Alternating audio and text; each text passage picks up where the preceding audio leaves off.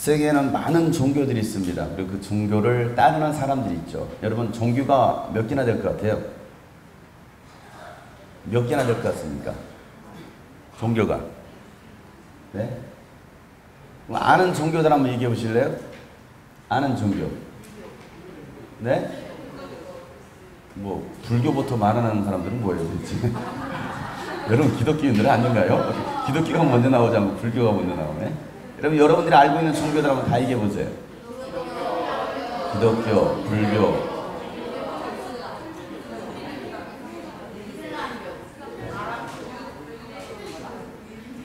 더 이상 안 나오죠?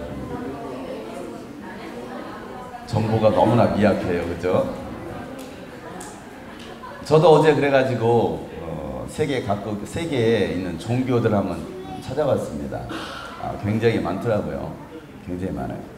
그냥 우리가 대표적으로 아는 뭐 3대 종교, 4대 종교라고 하는데 대표 종교가 뭡니까? 기독교, 또 힌두교, 불교, 이슬람교도 있죠.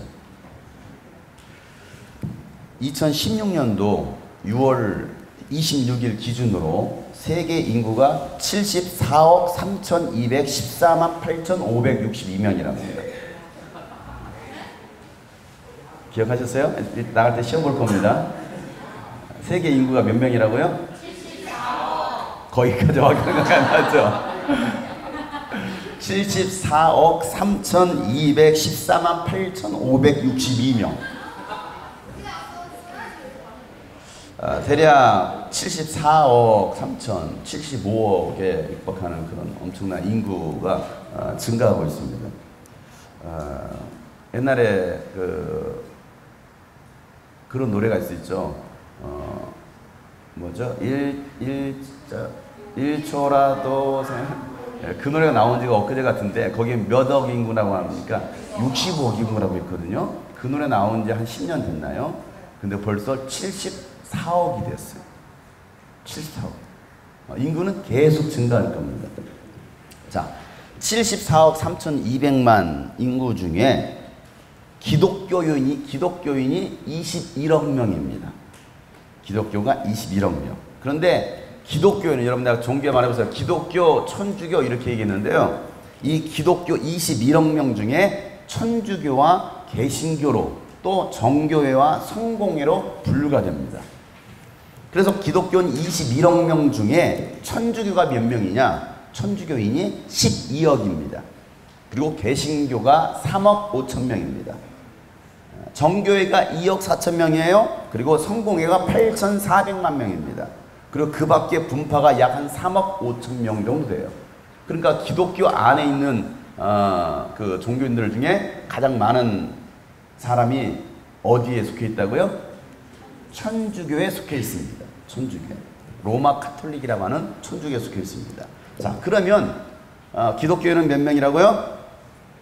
기독교회는 벌써 잊어버렸죠? 예, 공부에 재질이 없어요. 기독교인은 개신교는 3억 5천 명입니다. 3억 5천 명. 이슬람교는 몇 명이냐? 13억입니다. 이슬람교는. 예, 그렇다고 카톡이 대답을 하고 있어요. 여러분들이 아멘 안 하니까 카톡이 아멘 합니다. 자, 이슬람교는 13억입니다. 그 중에 무신론, 무종교인이 있습니다. 무종교. 무신교가, 무신론이 뭔지 아시죠? 신을 인정하지 않는, 신은 없다라고 하는 불가지론을 포함해서 무종교가 11억 명입니다.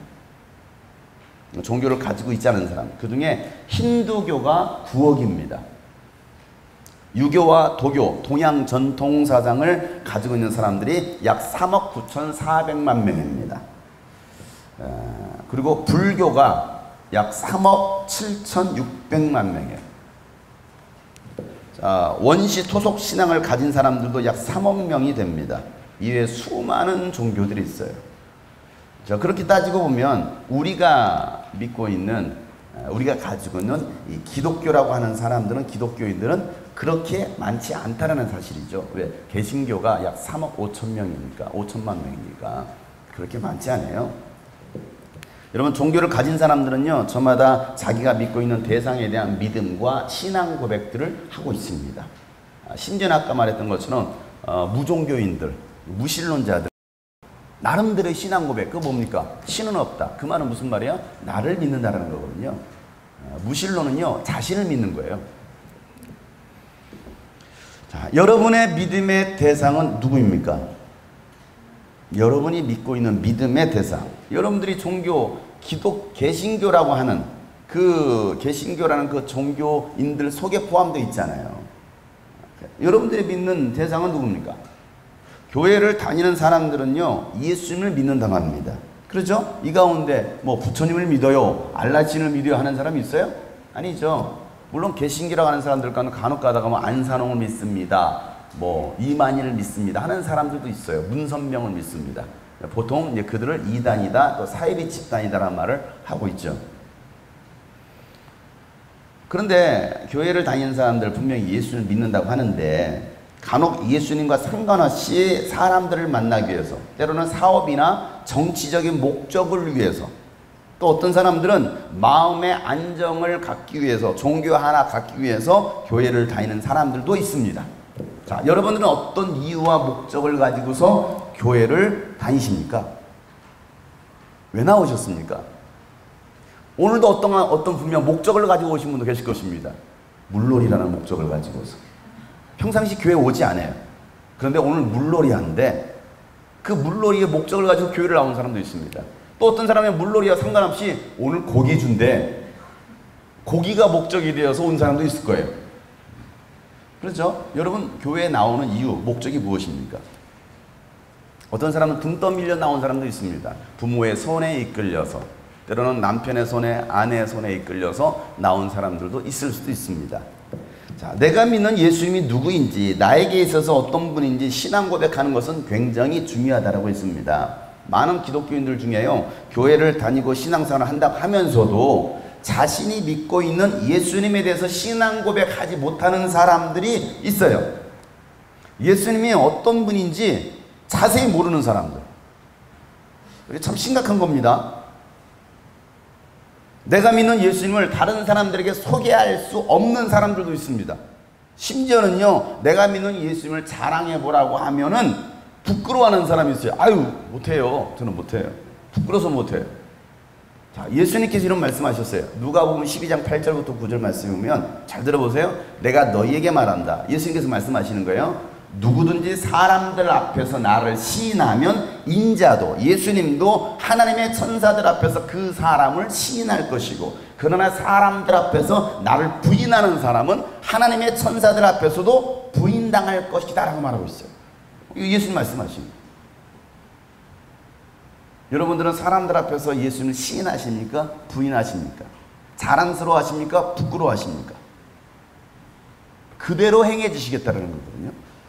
참 어떻게 무서운 말씀이에요. 자, 우리는 사람들 앞에서 내가 믿는 예수님을 소개할 수 있어야 되고 신앙 고백할 수 있어야 됩니다. 예수님을 소개하기 위해서는요, 예수님이 어떤 분이신지 성경을 통해서 배워야, 또 배워서 알아야 되고, 또 성령님을 통해서 전인격적으로 깊이 경험을 해야 됩니다. 그래야 우리가 제대로 된 신앙생활을 할 수 있어요. 하나님은 호세아 선지자를 통해서 말씀하시죠. 호세아 4장 6절 말씀 보면 내 백성이 나를 알지 못해서 망한다. 따라서 할까요? 내 백성이 나를 알지 못해서 망한다. 나의 백성들이 누구를 알지 못해서, 하나님을 알지 못해서 망한다라는 거예요. 이 인간이 망하는 비결, 하나님을 알지 못하면 망합니다. 아니, 뭔 소리예요? 하나님 안 믿어도 교회 안 다니고 잘 먹고 잘 사는 사람이 있는데요. 예, 그게 겉으로 보여주는 육신의 세계이죠. 그러나 영적인 세계를 알지 못하기 때문에 그럽니다. 내 백성이 나를 알지 못해서 망한다. 내가 제사장이라고 하면서, 네가 제사장이라고 하면서 내가 가르쳐준 것을 버렸으니 나도 너를 버려서 네가 다시는 나의 성직을 맡지 못하게 하겠다. 쉽게 말하면 네가 목사라고 하면서, 네가 전도사라고 하면서, 네가 성도라고 하면서 내가 가르쳐준 것을 버렸으니, 가르쳐준 이 하나님의 말씀을 버렸으니 나도 너를 버려서 내가 다시는 나의 성직을, 그 거룩한 직분을 맡지 못하도록 하겠다. 내 하나님의 율법을 내가 마음에 두지 않으니 나도 내 아들 딸들을 마음에 두지 않겠다라고 말씀하신 거예요. 이 말씀도 참 무서운 말씀이죠. 하나님의 백성이 하나님을 알지 못한 이유가 어디 있느냐? 제사장들이 하나님에 대해서 가르쳐주지 않았기 때문이다라는 말하고 있습니다. 목사님들이, 사역자들이, 먼저 믿는 사람들이 하나님에 대해서 제대로 가르쳐주지 않았다는 거예요. 그럼 도대체 교회에서 뭘 가르칠까요?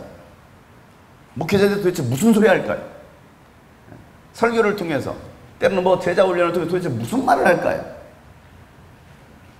가끔 저는 그래서 기독교 방송이나 뭐 기독교 방송이든 뭐 라디오 방송이든 여러 목사님들의 설교를 들어봅니다. 설교를 들어보면요, 어떤 설교들은요, 도대체 목사님 제가 듣는데도 뭔 소리 하는 거야, 이런 설교들이 상당히 많을 때가 있어요. 그래서 하나님은 하나님 자신을 힘써 알기를 바라신다라고 말씀하십니다. 나는 너희가 하나님에 대해서 나를 좀 힘써 알았으면 좋겠다. 호세아서 6장 3절 말씀에 우리가 주님을 알자. 따라서 우리가 주님을 알자. 애써서 주님을 알자. 힘써서 주님을 알자. 힘써서 주님을 알라라는 거예요. 너희들이 하나님을 힘써서 알아야 돼. 대충 알려가지 말고 힘써서 알려고 노력해야 된다는 거예요. 그래야 우리가 하나님을 알 수 있습니다. 공부도 여러분 애써서 해야 되지 대충 해서는 절대 성적 오르지 않잖아요. 하나님도 마찬가지입니다. 우리가 예수를 믿으면 영생을 얻는다고 말합니다. 영원한 생명, 구원을 얻는다고 말합니다. 도대체 영생은 어떻게 얻습니까? 그냥 교회 다닌다고 여러분 영생을 얻습니까? 아니에요. 영생은 저절로 이루어지는 것이 아닙니다. 예수님께서 분명히 말씀하셨습니다. 하나님과 예수님에 대해서 알 때 영생을 얻을 수 있다고 말씀하셨어요. 요한복음 17장 3절 말씀 보면 영생은 오직 유일하신 참 하나님, 오직 한 분이신 참 하나님을 알고 또 아버지께서 보내신 예수 그리스도를 알 때 영생이 있다고 말하고 있어요. 여러분들이 정말 영생을 얻기를 원한다면 누구를 알아야 돼요? 유일하신 참 하나님을 알아야 되고, 그리고 하나님께서 보내신 예수 그리스도를 알 때 너희에게 영생이 있다고 했어요. 근데 하나님을 몰라요. 예수를 몰라요. 교회를 다니면서도. 그러면서 영생을 얻었대요. 구원을 받았대요. 천국 갈 수 있대요. 전혀 성경적이지 않은 믿음을 가지고 있습니다. 그러니까 여러분의 영생 한번 점검해 보세요. 오늘 이 시간에. 나는 과연 영생을 얻은 사람인가? 나는 과연 구원받은 사람인가? 나는 과연 하나님 나라에 들어갈 수 있는 사람인가? 여러분 스스로 점검해 볼 수 있어야 됩니다. 그래서 고린도 13장 5절 말씀에 보면 너희 안에 믿음이 있는가? 너희 자신을 시험해 보라는, 테스트해 보라는 것입니다. 너희 안에 만약에 예수님이 계시지 않는다면, 예수에 대한 믿음이 없다가 나면 너희들은 버림받은 사람이다. 그 말이 무슨 말입니까? 절대로 하나님 나라에 들어갈 수 없어라고 성경은 말하고 있는 거예요. 그런데도 우리는 잘못된 믿음으로 마치 나는 천국 들어갈 수 있다라고 착각하고 있어요. 영생을 얻지 못하고 교회를 다니는 사람들 많이 있습니다. 정말 많아요.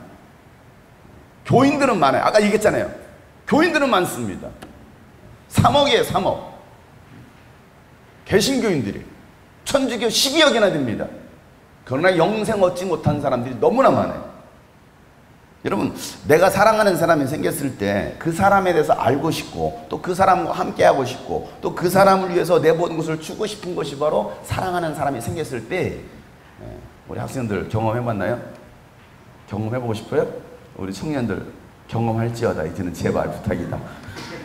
제발 부탁인데 이번에 좀 제발 좀 경험 좀 해라. 이제는 예전에 뜯어 말렸는데 이제는 제발 안 뜯어 말릴 테니까 자유를 줬잖아. 제발 좀 사랑하는 사람이 생겨서, 목사님 저 사랑하는 남자가 생겼어요. 그래 내일 당장 결혼해라.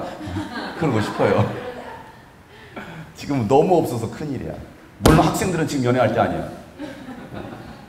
울산 가고 포항 가고 부산 가고 그럴 때 아니야.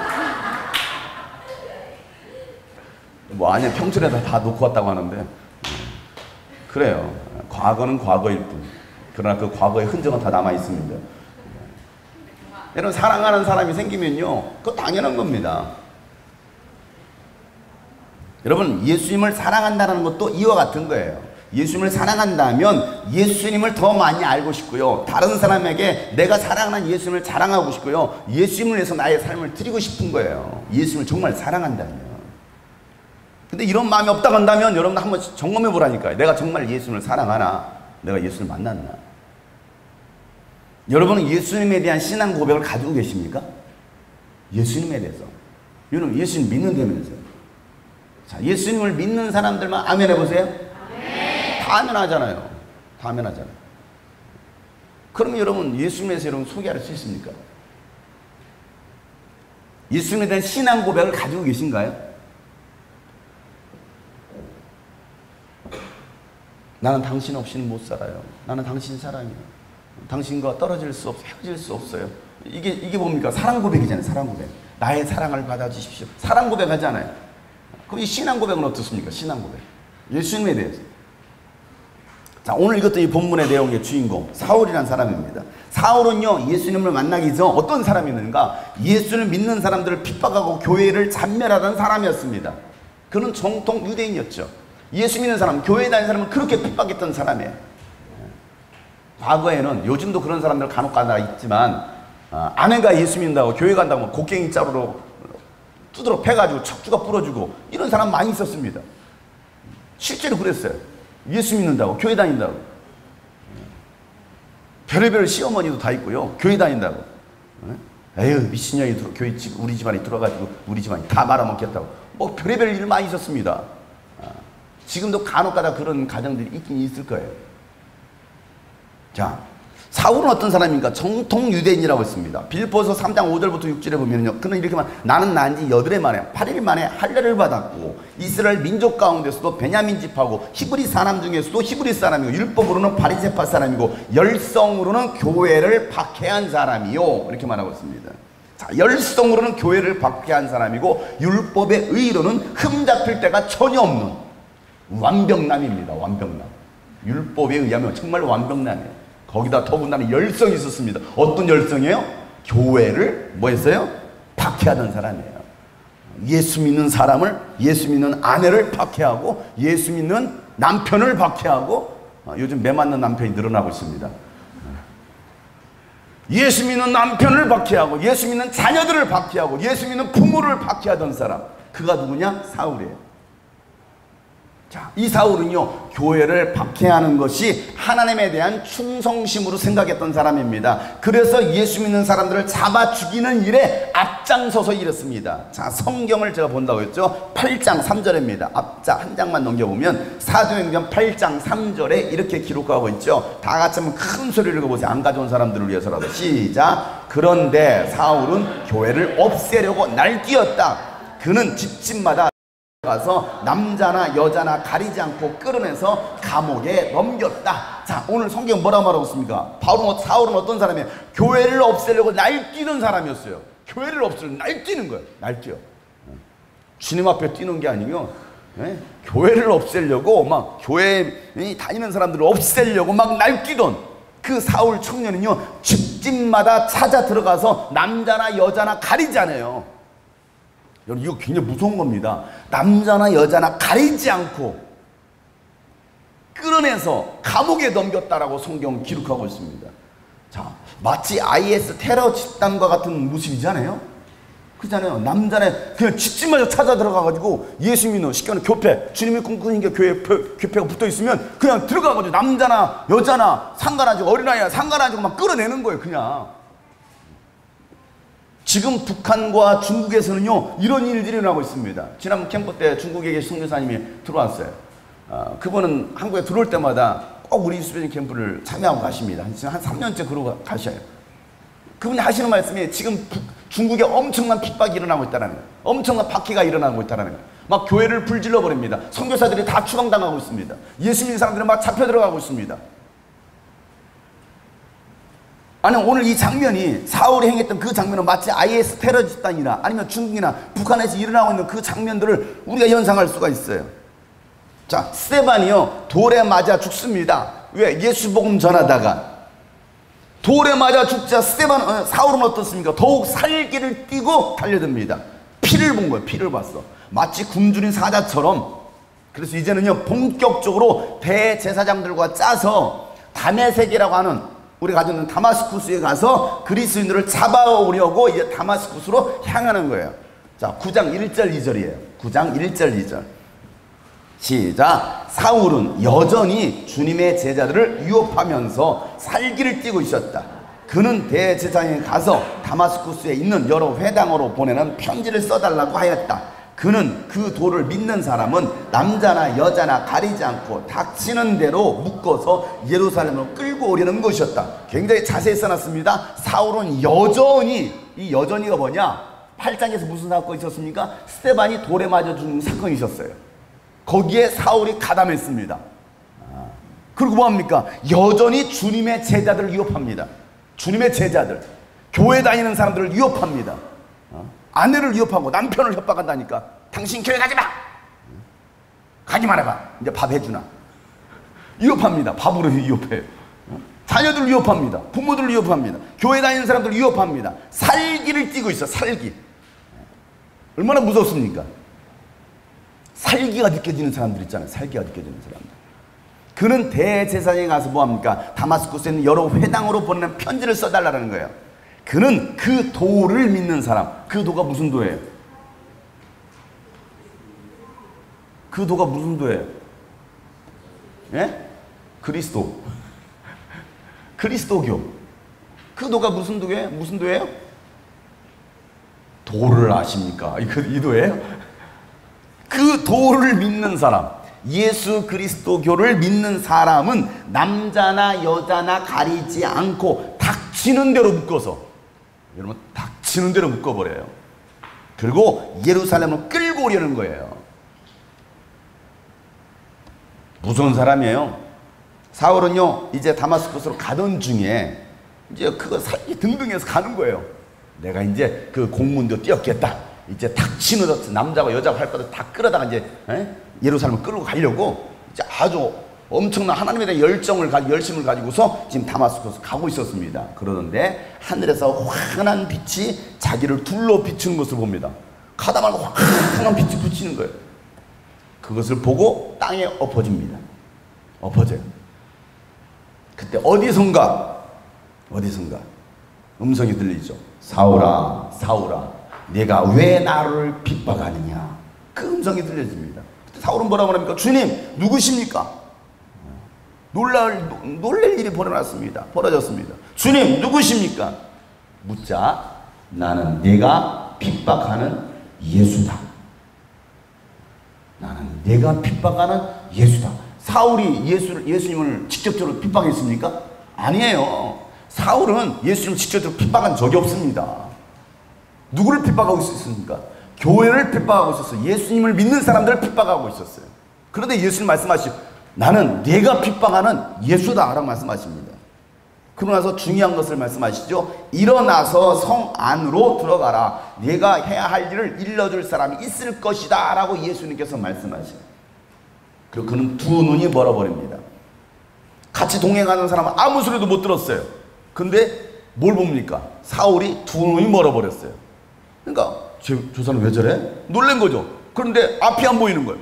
그래서 그 사람들이 이 사울을 데리고서 다마스쿠스로 들어가게 됩니다. 자, 3절부터 8절에 있는 말씀이에요. 3절부터 8절 다 같이 시작. 사울이 길을 가다가 다마스쿠스 가까이 이르렀을 때 갑자기 하늘에서 환한 빛이 그를 둘러 비추었다. 그는 땅에 엎어졌다. 그리고 그는 사울아, 사울아, 내가 왜 나를 핍박하느냐 하는 음성을 들었다. 그래서 그가 주님 누구십니까 하고 물으니 나는 내가 핍박하는 예수다. 일어나서 성 안으로 들어가거라. 네가 해야 할 일을 일러줄 사람이 있을 것이다 하는 음성이 들려왔다. 그와 동행하는 사람들은 소리는 들었으나 아무도 보지 말을 못하고 멍하게 서 있었다. 사울은 땅에서 일어나서 눈을 떴으나 아무것도 볼 수가 없었다. 그래서 사람들이 그의 손을 끌고 다마스쿠스로 데리고 갔다. 자, 다마스쿠스로 들어갔습니다. 그때 다마스쿠스에는요 아나니아라는 제자가 있었습니다. 근데 주님께서 그에게 또 환상을 보여주셨어요. 환상을 보여주시기를 유다의 집에 있는 사울을 찾으라는 거예요. 사울. 유다의 집에 있다. 그 사울을 찾으라. 근데 사울이 어떤 청년이라는 것을 알고 있었습니다. 이미 소문이 바닥에 났기 때문에 사울을 두려워하고 있었습니다. 두려워하고 있었던 그 아나니아에게 주님께서 말씀하시죠. 15절 16절 시작. 주님께서 그에게 말씀하셨다. 가거라. 그는 내 이름을 이방 사람들과 임금들과 이스라엘 자손들 앞에 가지고 갈 내가 택한 내 그릇이다. 그가 내 이름을 위하여 얼마나 많은 고난을 받아야 할지를 내가 그에게 보여주려고 한다. 자, 예수님께서 사울을 예수님의 이름을 위해서 이방인과 임금들과 이스라엘 자손들에게 증거하라고 주님의 그릇으로 택하셨다라는 거예요. 그리고 이제는 예수님의 이름을 위하여, 무엇 때문에? 예수님의 이름을 위하여, 뭘 위하여? 예수님의 이름을 위하여 많은 고난을 받아야 된다는 것을 보여주시겠다라는 거예요. 여러분, 누구를 위하여? 예수님의 이름을 위하여 뭘 받을 것이다? 고난을 받을 것이다. 이것을 내가 그에게 보여줄 것이다. 이게 웬 날벼락이에요? 날벼락 아닙니까? 여러분들의 이런 날벼락 같은 사건이 일어나길 축복합니다. 그 날벼락이 뭐예요? 네? 말씀을 잘 들었으면 대답을 할 것이고, 예수 이름을 위하여 뭘 받을 것이다? 고난을 받을 것이다. 고난이 축복입니다. 뭔 소리, 뭔 고난이 축복이, 잘 먹고 잘 살아야지. 예수 이름을 위한 고난은 영광입니다. 오늘 성경은 그걸 말씀하고 계십니다. 그 개죽음 아닙니까? 스테반 도레만이 개죽음 아니에요?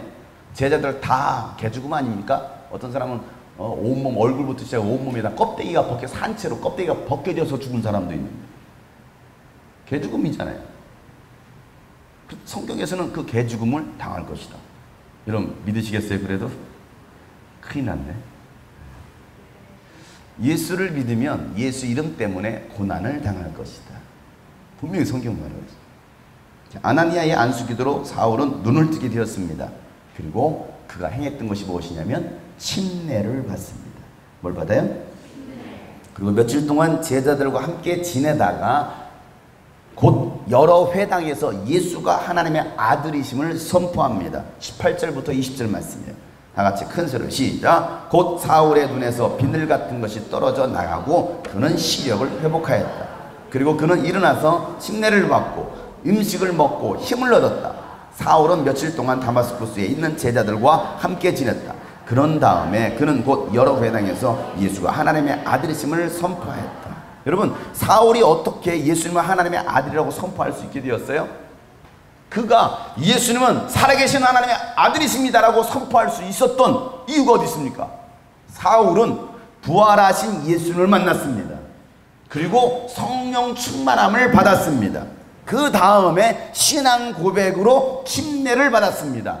그리고 제자들과 함께 지내면서 제자들로부터 예수님에 관한 말씀을 들었겠죠. 제자 훈련을, 양육을 받았겠죠. 그리고 그 즉시 여러 회당에서 예수님이 하나님의 아들이심을 선포하기 시작하더라는 거예요. 이게 사울입니다. 여러분, 사울의 변화를 들은 많은 사람들은 그의 변화에 놀라지 않을 수 없었어요. 자, 예수님을 하나님의 아들로 믿는 사람들을 잡아 죽이던 사람이 이제는 예수님을 하나님의 아들로 전하는 사람이 되었기 때문에 놀라지 않을 수 없잖아요. 그렇잖아요. 죽이던 사람이 이제는 오히려 뭐합니까? 자기가 죽이려고 했던 그를 갖다 이제 전하기 시작하는 거예요. 교회를 그렇게 핍박하던 사람이 이제는 교회에 정말 열정적으로 열심으로 다니는 거예요.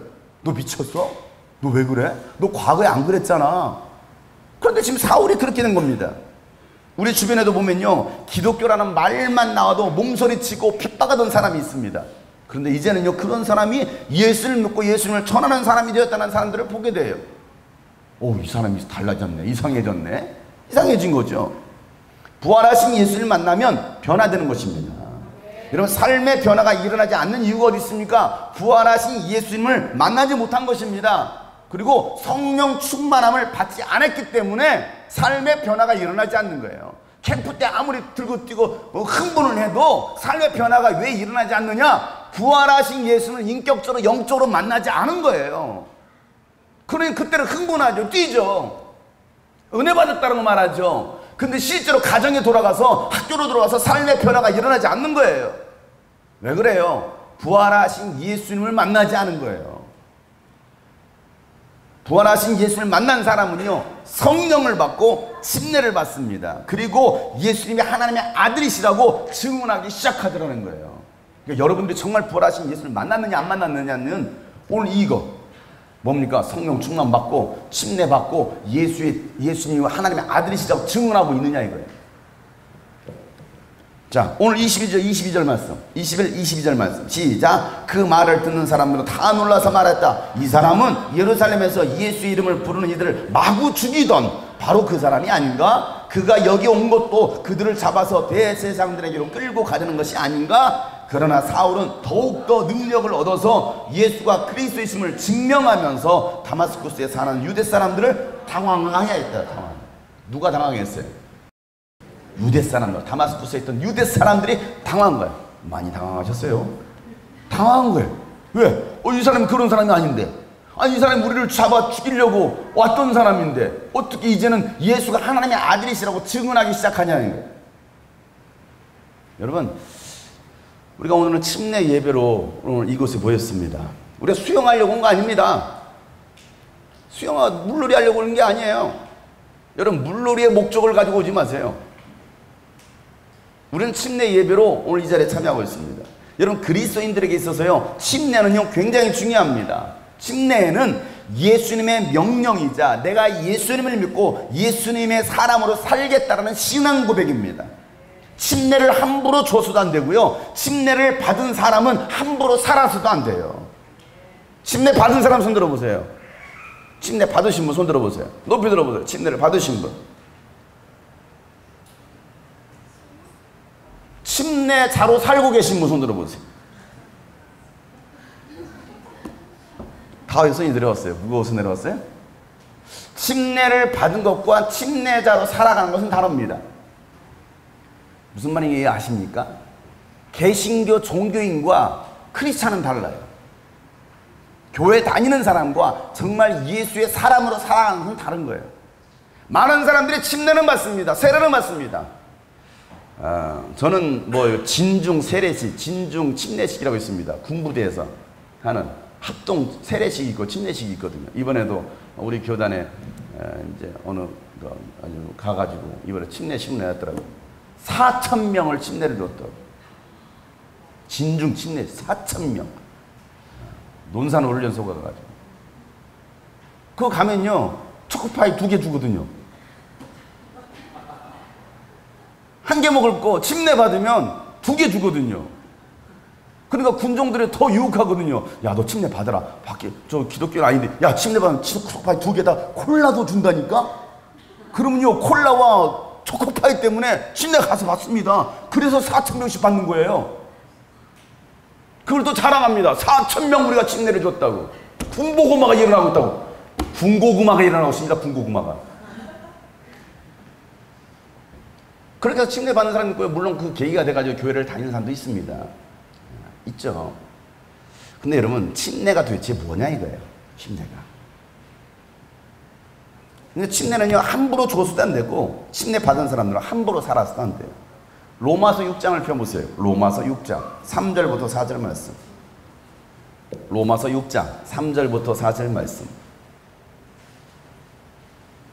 찾으셨으면 우리 다 같이 한번 읽어보도록 하겠습니다. 시작. 침례를 받아 그리스도 예수와 하나가 된 우리는 모두 침례를 받을 때에 그와 함께 죽었다는 것을 여러분은 알지 못합니까? 그러므로 우리는 침례를 통하여 그의 죽으심과 연합함으로써 그와 함께 묻혔던 것입니다. 그것은 그리스도께서 아버지의 영광으로 말미암아 죽은 사람들 가운데서 살아나신 것과 같이 우리도 또한 새 생명 안에서 살아가기 위함입니다. 자, 침례가 뭡니까? 침례를 받아서 그리스도 예수와 뭐가 됐어요? 하나가 되었다. 예수님과 하나가 되었다라는 거. 이 말이 무슨 말인가? 나는 이제 예수님과 함께 사는 사람이야 라는 신앙 고백이 침례라는 것이죠. 침례는 연합입니다. 그리스도와의 연합이고 그리스도 공동체와의 연합입니다. 하나 되겠다라는 선언이죠. 이게 침례예요. 예수님과 함께 죽고 또 예수님과 함께 살겠다라고 신앙 고백하는 것이 침례입니다. 교회 공동체, 이 주님이 꿈꾸신 교회 공동체와 함께 죽겠다라는 거예요. 또 이 교회 공동체와 함께 살겠다라는 선언이 뭐냐? 침례입니다. 얼마나 중요한 거예요, 이 침례라는 게. 사울은요, 물과 성령으로 침례를 받고 난 다음에 예수님이 하나님의 아들이심을 가는 곳마다 증언합니다.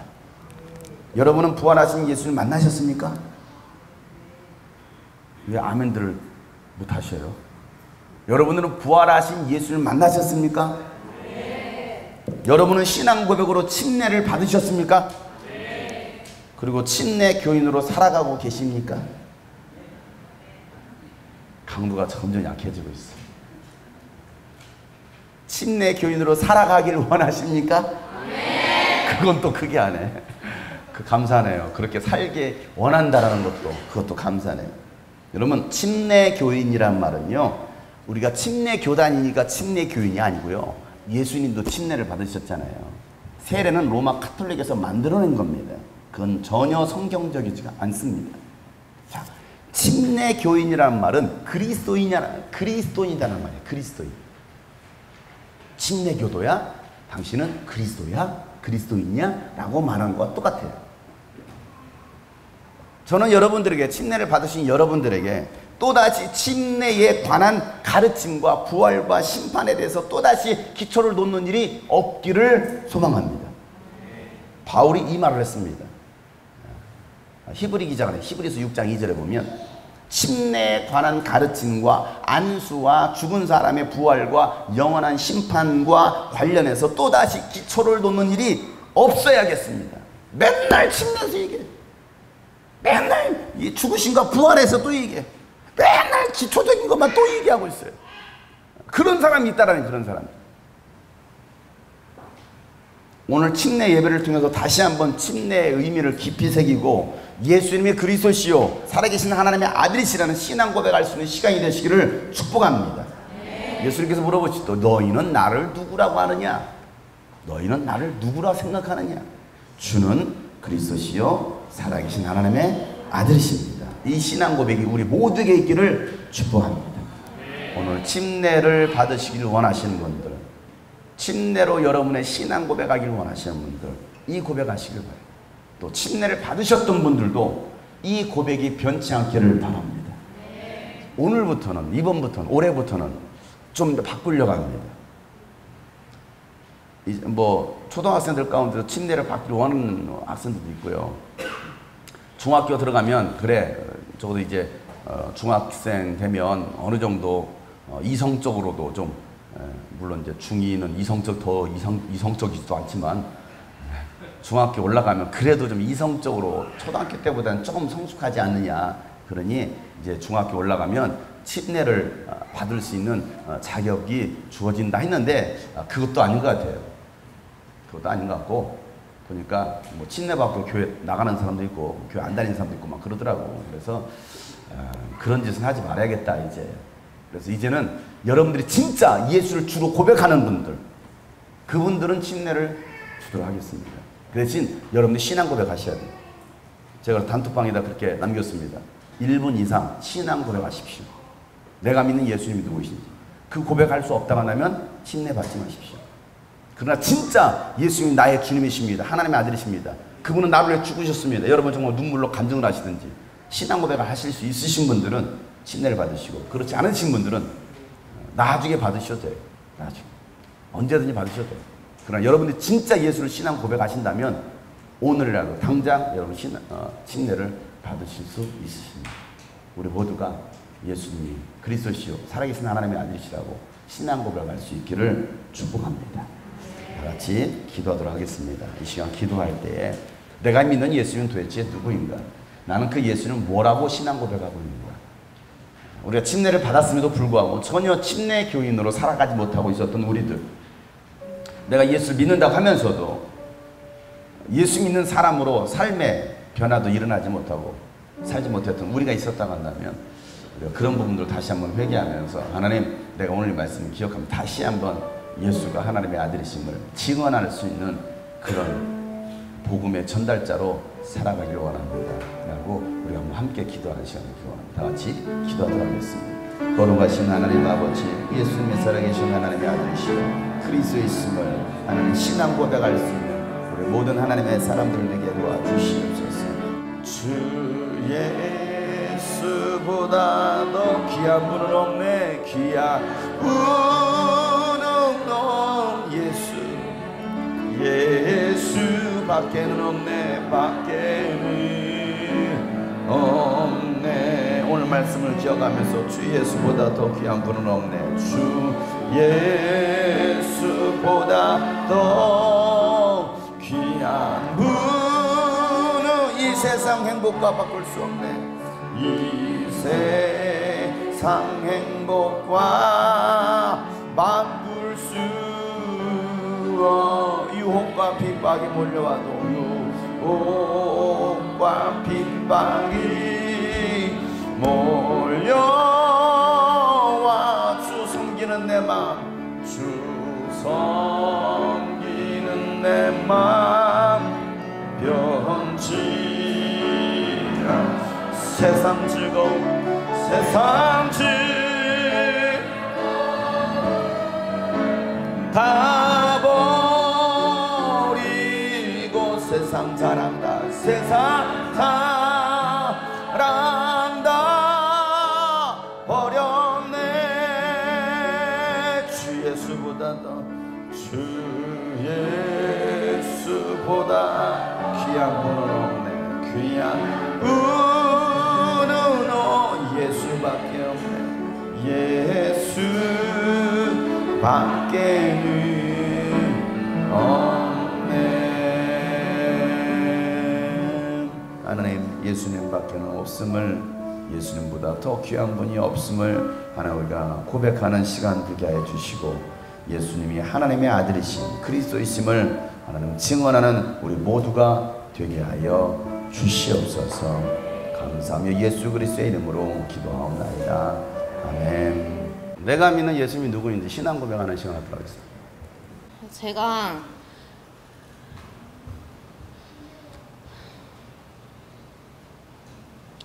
끝에 갔더니 예수님이 계셨던 게 아니고 끝까지 따라오셨던 예수님이셨고, 최근까지도, 그러니까 지금 예배를 드리면서도 저한테는 예수님은 사랑이 많으신 예수님이십니다.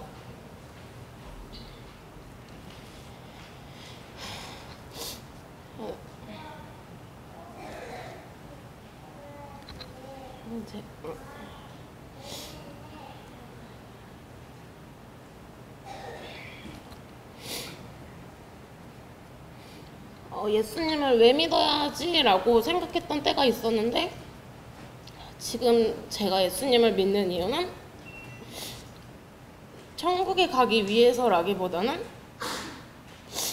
아무것도 아닌 저 때문에 십자가에 달리신 예수님 때문에 믿고 있는 거고,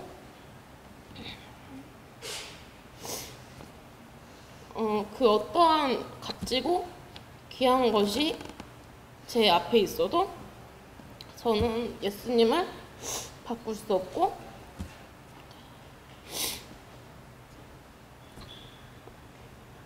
그리고 예수님이 저한테 보여주셨던 사랑을 외롭고 미천한 사람들에게 나눠주려고 앞으로도 예수님을 믿을 것이고,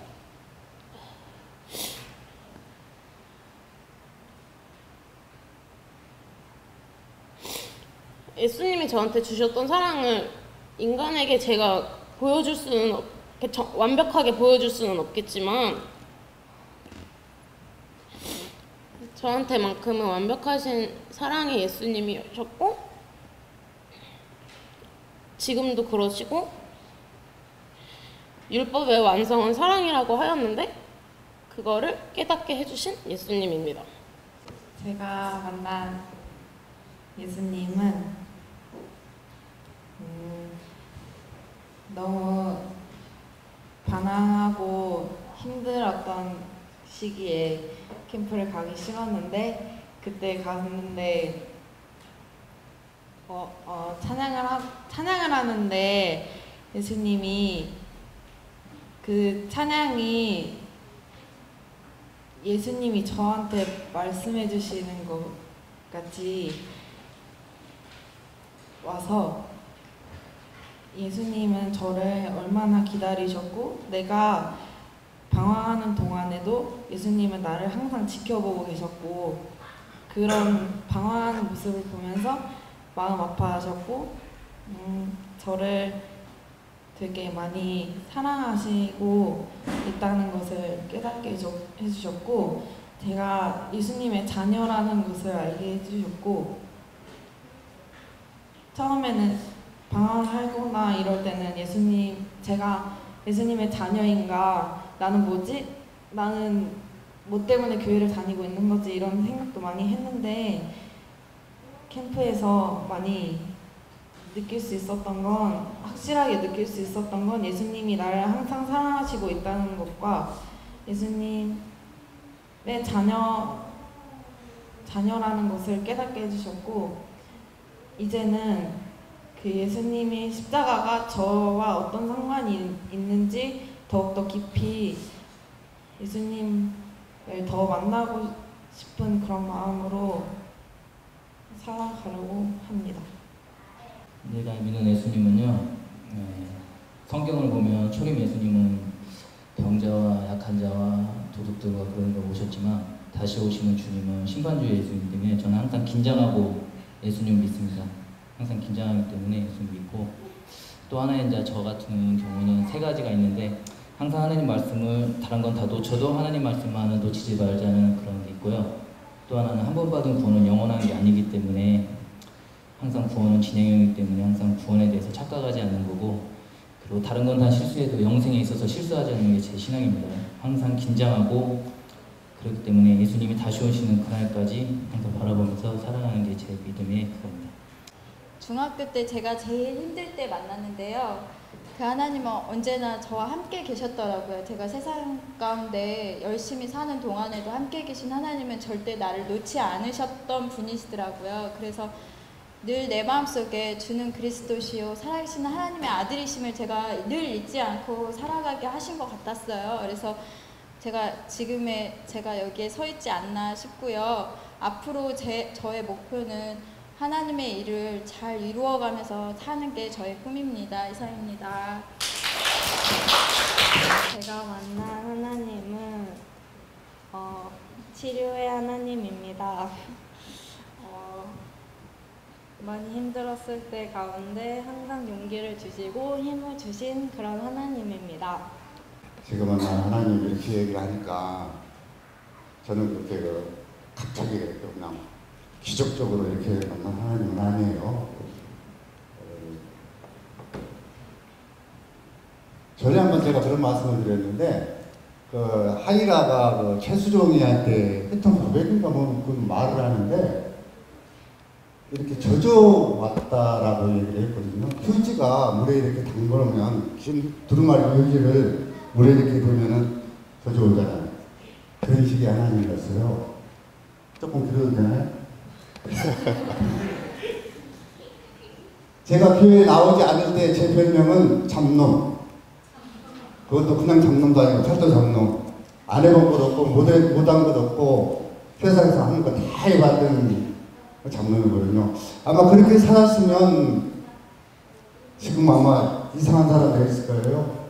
예수님 만나서 그나마 이렇게 살고 있는 거거든요. 나는 돌아보면 나를 살리신 예수님 저는 이렇게 보도하겠습니다. 감사합니다. 어젯밤에 신뢰받는 사람들은 하나님은 저에게 어떤 분이신가라는 거를 소울학에서 썼습니다. 그대로 읽겠습니다. 하나님은 저에게 어떤 분이시냐고 물으신다면 선하고 완전하신 아버지라 말하고 싶습니다. 그러나 완전하신 아버지께서는 저와 24시간을 함께 하시며 제가 나쁜 행동이나 나쁜 마음을 먹을 때 붙잡아 주시고 회유시켜 주시며 제가 슬프거나 삶이 어려울 때 무언가에게 상처를 받았을 때 치유해 주시고 위로해 주시는 분이십니다. 제가 식구들과 주변 사람들에게 선하게 행동할 수 있도록 저를 이끄시며 빨리만 앞서가려는 저를 붙잡아 좋은 방향으로 갈 수 있게끔 방향을 제시해 주시는 분이십니다.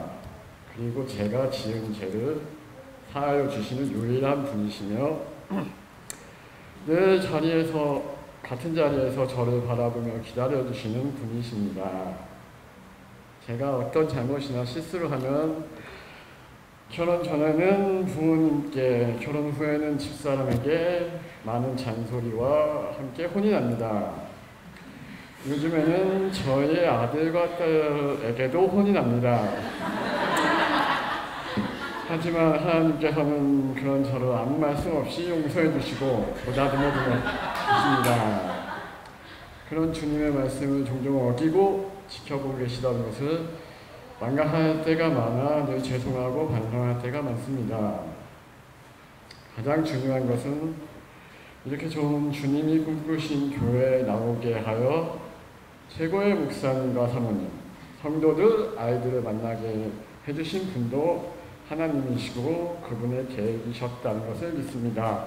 고백이라고 해서 제가 어제 생각을 해봤는데 너무 떨리더라고요. 그래서 제가 저희 남편한테 처음 청혼 받았을 때를 생각해봤어요. 근데 주인은 좀 초라했는데 찜질방 산소방에서 그냥 누워서 그때 청혼을 받았었는데 그냥 정말 간단하게 나랑 결혼해줘 이 말을 딱 들었을 때 아무런 느낌이 없는 게 아니라 이 사람이 정말 이렇게 그 안경 이렇게 넣었을 때 그 떨면서 이렇게 세척해주는 거 혹시 아시는지 모르겠지만 그만큼 떨고 있더라고요. 그 말을 하면서요. 그래서 저도 어저께 그렇게 떨고 있었어요. 제가 오늘 그래서 엄청 떨리는데요. 살아계신 하나님 아버지, 여기까지 인도하신 하나님 아버지께 감사드리며 모든 영광 주님께 드립니다. 예수 내 구주, 주는 그리스도요 살아계신 하나님의 아들이십니다. 내 영이 신랑 되시는 예수님 사랑합니다. 내 육의 신랑 되시는 오세천님 주 안에 사랑하고 존경합니다. 나를 나보다 더 잘 아시고 늘 새롭게 하시는 주님 감사합니다. 언제나 나를 인도하시고 언제 어디서나 나를 인도하시고 내 영혼을 충족시켜 주시는 예수님, 내 영혼의 기쁨이신 주님, 내 영혼이 주를 기뻐 찬양합니다. 주는 나의 힘이요, 주는 나의 힘이요, 주는 나의 노래, 나의 구원이십니다. 감사합니다. 하나님은 살아계신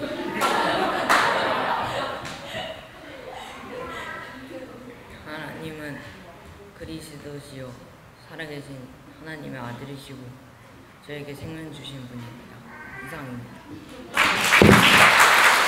하나님은 저에게 이렇게 다 준비해 주신 하나님, 뭔가 엄마 아빠 같은 하나님, 일의 하나님이셨는데 하나님이 항상 제가 고난이나 어려움이 닥쳐올 때 준비된 동역자들을 저에게 붙여주셔서 저를 위로해주고 이렇게 상처를 다듬어 주시는 그런 동역자를 붙여주신 하나님이셨고, 제가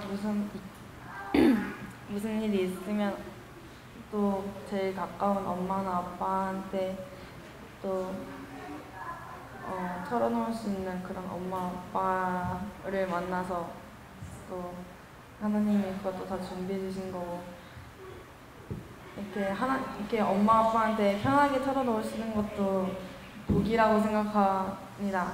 네, 감사합니다.